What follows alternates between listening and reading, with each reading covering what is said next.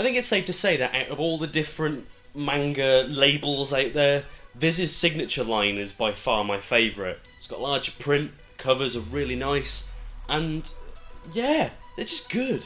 So what better way to start off with reviewing them than with Tokyo Ghoul, which is a personal favourite of mine. A favourite of favourites, as it were. Now, I'll be straight up going into this one. I have actually read this series before I started buying it. I've also watched the anime, so I know a lot more about this show than I probably should reading it the second time around. But I'm going to try and keep it as free and easy as possible. I'm definitely not going to spoil anything later on. And like I mentioned before, it's a signature, so it's got this nice matte cover, it's all really nice and it's in larger print, it's all good. I love these things. So Tokyo Ghoul is set in Japan, which probably gave it away with the title.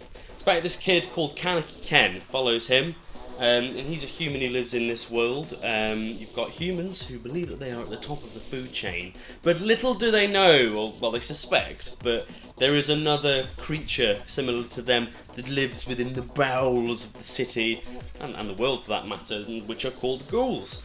And they're basically, they look like humans, they act like humans, apart from the ever so slight difference of they eat human flesh.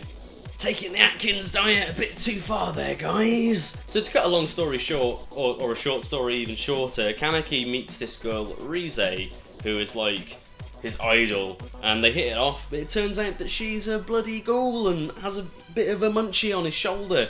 She's going to kill him and eat him, but by some strange quirk of fate, she gets killed instead. But with Ken being severely injured as a result of the attack, this crazy doctor guy goes, I know what would be a good idea, let's transplant her organs into him, I'm sure he'll be fine. So Kaneki wakes up being what is essentially half ghoul, half human, because the ghoulness that's been transplanted inside him has like taken over part of his body, so he sort of lives in the interstice between the human world and the ghoul world. Now what's really interesting about this opening volume in particular is that it chronicles kind of Ken's transition from being a human into being this sort of hybrid character. A lot of the opening chapters are about kind of him coming to terms with the fact that, for one, he can't eat regular food anymore. Everything that he eats just tastes like crap. And just how he has this like insatiable hunger that he doesn't know how to satiate. Or he does know how to satiate it, but because he's grown up as a human, the concept of him eating other people is just completely alien and abhorrent to him. And his just complete lack of understanding of how ghoul society works. It's quite a realistic portrayal if this kind of thing were to be real. For all you know, maybe it is. But this opening volume, while it does have a great deal of exposure, doesn't come without its fair share of action, predominantly from a bloke called Nishiki, who is my favourite character. He's an absolute bellend who only cares about defending his territory at this point, and just likes to mess with people. Fortunately for Kaneki, there's this group of ghouls that work in a cafe called Antiku, who are they act as like a safe haven for ghouls that can't protect themselves. So, with a great deal of bitching and complaining by another main character, Toka, who works there, he gets taken in and they decide to show him the ropes.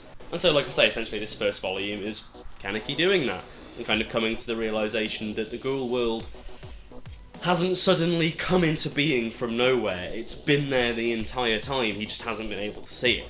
And this volume climaxes with this immense fight between Nishiki and Kaneki. It's crazy. You learn that the ghouls have these things called kagunes, which are like, in Nishiki's case it's like a tail, and in Kaneki's case it's the same as Rize, so he has these like tentacles that come out of his back. And they're basically their main weapons used for killing people. It's so good. It's quite short, but it's really emotionally charged. And it's just complemented wonderfully by the art style. It's really detailed and really visceral. But the action is spot on when it needs to be. It gets a bit sketchy at times when the action takes over, but I kind of like that. It just gives it that rough edge, which makes it really, really good. It's dark and it's gritty, and with this storyline, it works so well. We've talked about Kaneki, but this volume introduces his best friend Hide as well, who's like known him since they were children. Hide, while he doesn't get much in the way of like development himself throughout the course of the volume, he is a really good character to have simply because of how Kaneki's interactions with him change after he becomes this hybrid character. because obviously Hide's human, and you've got this whole idea of, you know, how will he react if he finds out? Does he already know? Whoa, what's going on? And then, obviously, by Kaneki being involved in this world now, by him being so close, by association, Hide gets dragged in as well, and the consequences of that, pretty bad. And you got Toka as well, now I've mentioned before. She just is kind of like the one who, against her wishes, kind of brings Kaneki into the fold with everything. She saves him from a couple of sticky situations. She just, at this point, she does develop later on, but she is very much just kind of a generic tsundere type character right now. But even if I hadn't read this before, I'd still be able to see a relationship developing between those two sooner or later. So yeah, for an opening volume, really good, really compelling, drew me in, and finishes with an immense fight that had me screaming the first time I read it. It was so good. Looking forward to reading the second one, which I've got already. If you haven't looked into Tokyo Ghoul at all, I seriously recommend it. It's become a bit over-popular, and I know that puts people off a little bit. It's at the forefront of kind of anime right now. Please don't let it put you off. It's popular for a reason.